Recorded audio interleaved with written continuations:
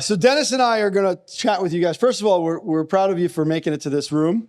You are the leaders of the organization. You're the up and coming leaders. You're the team that grow the organization, right? The ones that are putting the ball in motion, the ones that are doing the most amount of effort and putting the most amount of eagerness into what you're accomplishing. And we're proud of you. I want you to know that we're super proud of you for that. And Dennis and I are going to chat a little bit about what it takes to start platinum qualification. All right. Because I know that how many of you have a goal, right? One of your goals when you first get in business is to start platinum qualification at some point, right? So you have 2 dates to really look at. You have March and you have September in Amway's fiscal year that you could start qualification for platinum, right? Platinum is a big deal because when you hit platinum, right? Like Nick and Emily hit platinum last year, that's a platinum leg for Krish Faraj, right? For Chris and Victoria, so that they can get their second platinum leg, a third platinum leg, continue on, right? And so platinum's a great milestone, but really all it is a milestone. It's a stepping stone point, right? Where you guys are at right now, 3, 6, 5+ meet and greets, this is a stepping stone point, right? At every level that we've hit in business, we realized if we want to get to the next level, we have to do more. We have to become more. We can't stay where we're at and expect to win at a higher level, right? We have to read more. We've got to listen more. We've got to communicate more. The habits that we have at the level that we're at are good, but they're going to maintain where we're at. Unless we grow those habits to grow ourselves, then we'll grow our business, right? Yeah. So, well, the thing is you have to identify there's 2 parts to what's happening when you're building a team, right? You're doing the work to put people on the team. The second part is you got to help those people start to believe in where they're going, right? So you guys talk to Vinny all the time. Do you have more belief about where you're going and what you're doing after you talk to Vinny? So you have to do that, and you have to be Vinny and Dana for the people that are on your team. Who's influencing them? Who's the person, right? If you had a social media following, right, you'd post every day, right? Influencers post every day. They need to keep engagement. Well, you have a team that you start to build. It might be 2 people, might be 5 people, might be 15. That is your audience. Are you putting content out for your audience to help them build their belief? Are you an influence? Sometimes you're just relying that they're just going to come to the team meeting or they're just going to come to the 2 GEs and nothing's happening in between. People don't learn at the team meeting. Like today, the goal is it builds belief and it builds buy-in so people take action. People learn through action. But sometimes people think they're going to do a talk at a team meeting and everybody's going to learn it there. It's the one-on-one conversations you're having with people that create buy-in. It's what happens in between the meetings with the time you're spending with them when you could talk heart to heart and say, hey, yo, Mike, man, we need a rally, man. We need to step up our GE. Like, I need you, man. We need to contribute. We need to get some guests. I don't care what everybody else is doing to me, but we need to get some guests, man. We need to set the standard. We're going to dress right. It's not just everybody you got to bring some guests. That doesn't change anything. There's got to be the in-between. Vinny, you're having those conversations with Vinny all the time. That's why you're engaged, right? Well, are you engaging some of the people on your team? They need influence. They need inspiration, right? I needed Vinny and Dana in my life. I didn't have it on my own. And then I was taught how to rely on some audios so that I could gain the extra inspiration I needed when I couldn't talk to my upline because they couldn't talk to me all the time. But there was a heartstring there that made me want to listen to audios, right? Does that make some sense? So you could put people in, but if you don't, you're the lighthouse. You're shining your light, and your light is belief. And you have to, every time you're talking to someone, they should walk away with more belief about themselves, about the business, and about where they're going in their future and the team. Those 3 things you got to keep in the back of your head in every conversation that you have. Is this person walking away feeling better about themselves, the business, and the team? so that they can take more action. Because when you take more action, you get more excited and you learn things. Without action, nothing's ever gonna happen.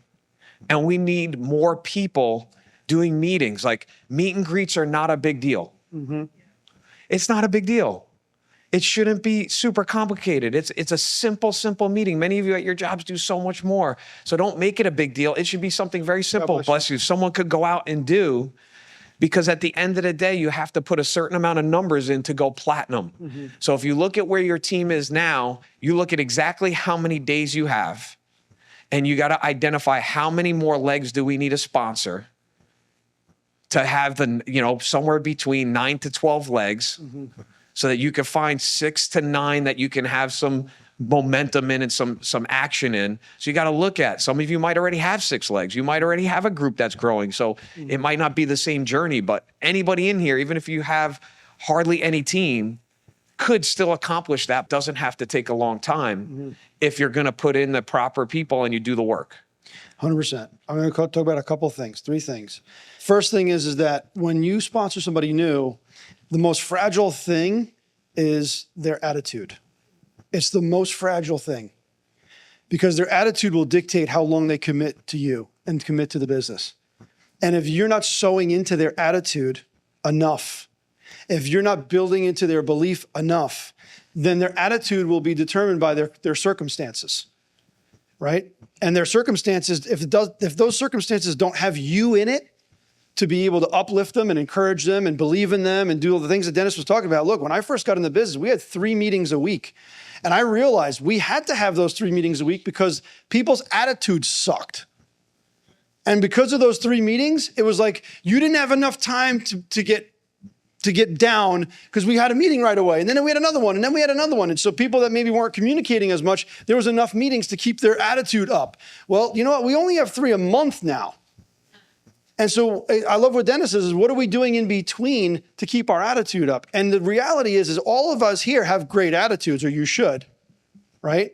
So the people on your team that are getting on your team, you have to have your attitude rub off on them a little bit, right? That's part of the father power. That's part of leadership. That's part of taking responsibility. It's not just assembling people. You're not just putting people in a business, in a network. You're building an organization and a culture, and you're developing people at the same time. You can't just put people in. Your role is to develop them. That's number 1. Number 2, I don't believe that you're going to succeed with less than 10 meet and greets a month. I'm proud of some of you that are doing 5. That's excellent. But you have to step it up to 10. And some people can say, well, I'm holding my standards really tight, and I'm waiting for people to pursue me, and so I don't have enough contact. Forget about that. You don't have enough because you're not doing enough. Not because the people are not pursuing you, because you're not doing enough. You could rest on this excuse like, oh, my standards are really high, so I'm doing less meet and greets. That's baloney. That's like saying, I'm doing a really good workout, so I only have to do it once a month. Doesn't work that way. I tried. You got to get the 10 meet and greets in, right? Once you get the 10 in, then you can refine the 10. Then you could better the 10. Then you can help those 10 become a lot better, so you can get better results and have better quality, right? The last thing I want to chat about is that I had on my mind after Dennis was talking. As you start putting on width, you have to identify what those legs really mean to you. There's 3 types of legs that you're going to have. You're going to have legs that are working legs eventually. And a working leg is a leg like Chris and Victoria have in Nick and Emily. That is a working leg. Nick and Emily are working their business. They're putting people in. They're constantly growing their business. Every month they're growing their business. It's a working leg, right? Then you're going to have a leg that's workable, where you can work in the leg, but it's not working without you. A lot of you have workable legs, where if you sat with somebody in the leg and you started working through their A list and B list and started play huddle playing and started building the relationship and building up the attitude and encouraging and uplifting, you might have a workable leg. And then there are legs that are just lovable. And a lot of times people try to force the lovable legs to become workable legs, or they think that it's a working leg, and all it really is just lovable. Can a lovable leg become a workable leg and a working? Of course. But I don't treat a lovable leg as if it's going to take up all of my time, because that's going to waste my time. Until the people in that leg that are lovable prove to me that they want the business and that they're willing to become workable with, so that I can accomplish and help them accomplish their goals. Because otherwise I'm going to take time away from people that are workable or that can be workable.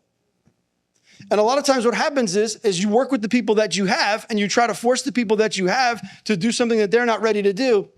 And you're not putting on the width that you need to put on to find the workable legs. The workable legs, if you mentor them properly, will eventually become working legs. But sometimes when you try to squeeze the work out of a lovable leg, you blow them out. Then you got to replace legs. So that's leadership, is identifying and recognizing how much work can I do in this leg? And if I'm forcing it way too much and the person's really not on board with me, I need to put on more legs. Knowing that the time that you spend in your business should be efficient and effective. It shouldn't be unproductive. And you can spend unproductive time with a lovable leg trying to get that leg to do something that they're not ready to do. It's unproductive time, in my opinion.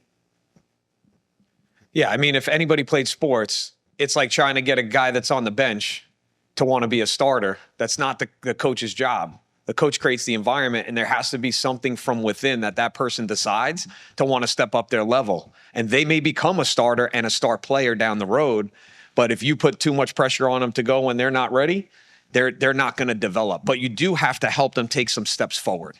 What is the next step forward? Right? A lot of teams, I had them doing, just a 2-week core run. Go from GE to GE. Can you do 2 weeks of your core run? Don't worry about 90 days. Make it 2 weeks. I remember when we had all the meetings we had, that kept us kind of in the process of, we have a phone team on Sunday. Well, we wanted to make sure we came prepared to that meeting and had some numbers. So we focused from week to week, because if you got mid through the week, you're like, Sunday's coming, Mike's going to have numbers. He's going to set appointments. I don't want to be the person putting zeros up on the board, right? So every week you were prepared, and then you wanted to have a guest down every week at the GE. Well, now people are going 2 weeks, and because of the process and the timing, like, you're not going to have somebody down. So you got to find a way to hold yourself accountable to the things that you really want and really dig down to what's motivating you. What do you really want bad enough that you're emotional about that's going to make you do things and go out and build your business when you don't feel like it? Because you're never going to necessarily feel like it. Right? I don't want to get up in the cold weather and go work out. But if I have a vision of being healthy and getting into certain shape, and we're going to Hawaii in March, and there's a deadline there of, I don't want to feel like, not, feel good about myself when I take my shirt off in Hawaii. I have a vision of like walking past the pool. Now, is it probably going to happen in a month? No. I probably had to start 8 months ago, but it's okay. But I don't necessarily feel like it, but you always feel better after you do it. And you feel good when you're there, and you just got to show up. Why? Because your mind's always going to want to take the easiest route. So you have to have some mental fortitude and know what you really want and keep that vision in front of you so that you go out and you have those conversations. I wanted to get out of my job so bad. I'm not, some of you have great jobs. Some of you have stuff you're passionate about. I'm not putting it down. It has nothing to do with it. I didn't have that. I did not have a job that I loved going to. I went there. They watched me on the cameras, and I had a lot of jobs. So I didn't like any of them. I mean, and I had gone through a couple different industries, right? One job, they used to make me you had to hand scan in to go to the bathroom, in and out of the office, a hand scanner. I don't even know how they had the technology. This is like the early 2000s. Where did they have the hand scan? I don't know, but we used to have to scan in and out. And I got called into the office one time because I took too many bathroom breaks. This seriously happened. Didn't matter that I had good numbers and I made money. I took too many bathroom breaks. because I like to, like, you know, make some calls, make a sale, go to the water fountain, you know, hang out there, come back. You know, I needed to move around. I mean, you're sitting in a little thing, in a little desk, you know. I do the same thing at the gym. I do a set, I walk around for a half hour, I come back, I do another set. I mean, it's just. But I didn't like what I was doing. You know, I went to the other job, they'd watch on the cameras. If I walked to the front desk, they'd call the front desk. What are you doing up front? Why aren't you making calls? Because I needed a water fountain break, right? So I wanted to get out of my job so bad, I made sure I made contacts every single day.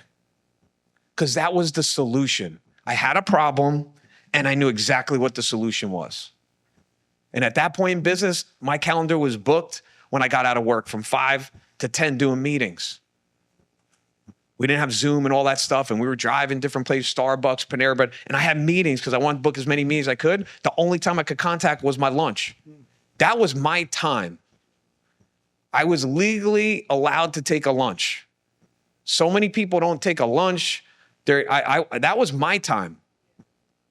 And I went and I made sure that I went out for whatever period of time I had. Sometimes I could take it at 12. Sometimes I took it at 3. Sometimes I couldn't always take it at the same time, but that was my time. I had an hour every day that I was allowed to go out, and I was going to make some contacts.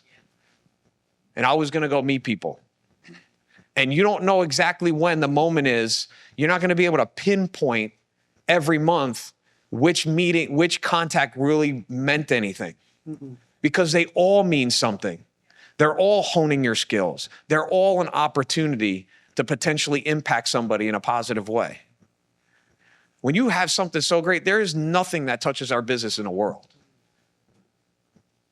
In 22 years, I have not seen anything. I've seen people succeed in so many different avenues, but it doesn't come with what you have the ability to do in this room and the impact that you can make by helping other people accomplish the goals they have and the relationships that you develop. I mean, everything, when you factor in all the things that come along with it. So many people say, I want to make an impact. Really? Then how come you're not doing more? Because it seems like it's just money. You know? So you have an opportunity here. We're going to have one of the greatest waves, I believe, in Amway that we've ever seen. We got the greatest leadership in all of Amway. Respected by everybody. 100%. Always putting the business first. Always putting people first. Always putting the next generation of leaders coming on. Jeremy, we want to make this better for you than it was for us so you could succeed faster and make more money in the process. And that's exactly where everything is right now. There's never been a time where we've had what we had to be able to help people onboard them, the proper education, right? But you got to remind people so that they understand it and they appreciate it. And you got to show them, because your example and your work ethic is going to show them how much you believe in it. You know, someone was asking me, I was thinking about it because, you know, sometimes like, oh, the GE, we didn't have guests. I remember, you know, your guests don't necessarily know everything that's happening. Like, I think back when I got in and there was 28 people in the room, I would not have known that meeting probably was not, from Vinny's perspective and Dana's perspective, they probably thought that meeting was a crappy meeting. Because maybe they looked at the room and thought, okay, there's some people and they're not really activated and they're not really doing what they should be doing, and they could be doing so much more. But I would never have known that because he was so excited about where the team was going and where he was going. I didn't know. Everybody was just nice. And I saw a vision, and Vinny and Dana kept painting that vision, and they were just that lighthouse. I would not have known that meeting maybe wasn't as exciting as they wanted it to be. Yeah, right? 100%. And that's because of the vision that Vinny painted and the vision that Vinny had. So Vinny didn't see what he had and said, okay, this is what I have. Vinny saw what he could have, what he will have, what his team will be, what it's going to be. And then as people started coming on the team, he started recognizing, okay, this person's going to help us get to 100 people. This person's going to help us get to 200 people. This person's going to help us get to 300 and 400 and 500 people. Then you come to an event like we had this last couple weekends ago, thousands of people on the Pappalardo team now. And it's because of that vision started when when you guys were a room of 28 people. And you have to understand something, your future successes is not based on your past work. It's based on the work that you do today. Babe Ruth said, you can't win today's game with yesterday's home run. You have to continue to put the work in, right? And obviously you know that the work has to go in, but the reality is the work is not just the physical work of contacting and meet and greets and this. That's the techniques of the business or the mechanics of the business. The work is also the work that you're putting into yourself. To be the type of leader that could lead 100 people. Look, because if we're going to go to 5,000 people in 2027 Catalyst, and we'd say we need 50 people that bring 100 people, are you working on yourself to be one of those 50 that could bring 100? And you need to build yourself up. Vinny's got amazing books, and you've heard of some of these books, and some of you have read some of the books, but not in a long time. Some people are reading books that, this new person wrote this book, and somebody wrote that book, and leadership, and and go back to the basics, people skills. 7 Habits of Highly Effective People, How to Win Friends and Influence People, Bringing Out the Best in People. These are staple books. Sorry. You guys are doing great. I just want to give an example. A couple of weeks ago, I said after the function, we had a meeting, since Dana and I weren't at the function, that Monday night, which was off for us, I pulled together a Zoom meeting for all the people that were on Mel and Amy's team, right? Mike and Lauren's team, and any other platinum teams outside of Monaco and NAFTY. And I talked about reading. There's a few books you need to read. 7 Habits of Highly Effective People, How to Win Friends and Influence People, Bringing Out the Best in People, Think and Grow Rich, Master Keys to Riches, Psycho-Cybernetics. There's about 10 books. I said, these are the books that are going to help you build yourself in relationships with others. And Dana and I are going to talk about relationships today. All right? And this is the example. Jared called me up, and he said, a couple days later, he said, I started reading 7 Habits of Highly Effective People. I read it 3 or 4 years ago. And he says, now I'm reading it, and the impact is dramatically different. And I started to apply the things in that book, and I see right away we're doing better at our meet and greets, and we're doing better with the people. See, because you read a book does not mean you are the book. You need to become the book. You need to listen, read the information, and assimilate that into being, into your brain, so that it becomes you. That's why you read a book. You don't read a book to tell your upline, I read 3 books this month. Whoopie-doo-dah. Who gives a flying rip?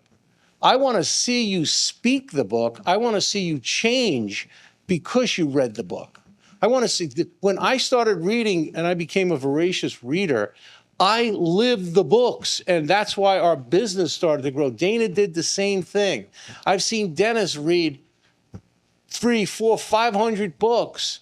Mike, they are changing, constantly changing. It's not about reading, it's about learning.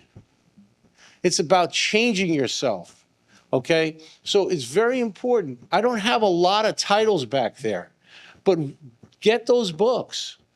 And if you have them at home, I suggest that you really focus and read them, because they will make a difference, because some of you are just missing a little bit, and it's preventing you from sponsoring the right people. And when you talk about standards, Mike was just talking about, 10 minutes ago, whatever, your standards for what? Contacting? Are you kidding me? If you look around the room, you're all sharp-looking people. That's your standard. So what, you can't meet more people like you? Short ones, tall ones, fat ones, skinny ones, red ones, black ones, white ones. I mean, what are you talking about? The standards you need to know are the standards at which you bring people through the process. Those are the only standards you need to know about. Everything else will flush out. Why? If you meet Vinny Mama Luke and you talk to Vinny Mama Luke, and Vinny Mama Luke wants to sit down with you, you're going to know, if you hold the standards the right way, that Vinny Mama Luke is a Mama Luke. And you're not going to meet him. You're not going to invite him to the meeting. Don't get hung up in worrying about whether you're going to have the right people at the meeting. That is the whole purpose why you do a meet and greet. But if you're prejudging people, some of you I wouldn't have contacted. Because if you think you haven't changed since you got in, you're kidding yourselves. I think you're all sharper than you were when you got in. You all dress better. Now, here's the key. I don't know what you dress like when you're at home. You don't have these clothes on. So when you go shopping to a supermarket, or you go to Target, or you go wherever you guys shop, contact people, are you really always dressed really sharp? Are you really dressed sharp? No, most of you are not. Well, why do you assume that the people you're trying to contact should be dressed like you are right now? I mean, who are you kidding? You don't know what they're going to be dressed like. Dana and I happen to dress pretty good all the time. Because I come from a generation when we went to baseball games when I was a kid, everyone wore suits. The men wore business suits at a baseball game, or an open collar shirt with a sport jacket on. Now, we have come a long way from that. I go on an airplane and I see people, and they look, young people, and they look like they freaking just rolled out of bed. I don't know anyone like that. Yeah, exactly. Dennis, I mean, you wouldn't contact him sometimes. Never. But that's the point. You would have missed a diamond. You got to talk to everybody. Talk to everyone, contact few. But talk to everyone. And if you don't have enough people in the process, Mike said it, you just ain't working hard enough, period. Thank you, guys. Phenomenal. That's where you get it, man. This is exciting business. We're changing people's lives. We're impacting people. Things are growing like crazy. You're helping people bring out the best in themselves. I was always excited because Vinny didn't just talk about all the money we make, all the time we have, all the trips we have, but he also talked about the people we would become in the process. This is one of the greatest rooms for people to bring the best out of themselves and have the support and the environment to do it. Most of the world, most of the environments people are in, and that's why you have to be such an influencer in their life, a positive influence in their life, because all the influences around them are typically negative, trying to pull them down. Most of the environments, you have to protect your environment. I mean, you know that for a plant, you got to protect their environment. Well, why don't we understand that for ourselves? How important the environment we're in, and that's on a daily basis. Any intake of information, of audios, books, who you're hanging out with, all that stuff is part of your environment up here. And the world will attack you. It's gonna want to keep you down. It doesn't want you to grow. You got to fight against the mold. You got to swim across the current to win in life. Why do you think there's only 1% of the population that, represents the majority of wealth? Because some people figured out how to master this. And that's why Vinny said reading's so important, because it helps you master this. But if you don't take the action with the books you're reading, like Vinny talked about, it has no application. You don't learn anything. So we're so excited because this team's going to explode. I'm so proud of you guys. We need you guys in Platinum Club. They talked about so many things that they probably couldn't even imagine because they didn't take a vacation for who knows how long because they didn't have the money and they were paying off the debt. But they kept painting a vision of what it would look like to walk past that pool. And they kept it there, and they kept painting it for us so that we could live out that vision. And everything they've ever said has come to pass and more. Even when it felt like nothing was happening for so long, because that's what you feel like most of the time, right? I was reading recently in a book about what they call the J curve, right? When you start something new technology, anything new, you're always going to have a dip initially, right? You're always going to feel like things aren't working, but that's part of the skill building part. And it's the emotional side when you're in that valley, right? We talk about the entrepreneurial roller coaster, the uninformed optimism. It's all the same thing, but it talks about the consistency you have to have and emotionally, where then you're going to have an upswing because you're learning what to do. So we're so proud of you. We're going to open doors. We're going to have a blast. You're the light builders today. You're the ones inspiring people so that they want to get in here and be with you guys and be with the leadership. And our goal is to help people rise up and bring the best out of themselves, to know they're champions, to know they're winners. So we're there to shake hands and inspire people today and build belief. We love you guys. For the calendar year 2024, the average income for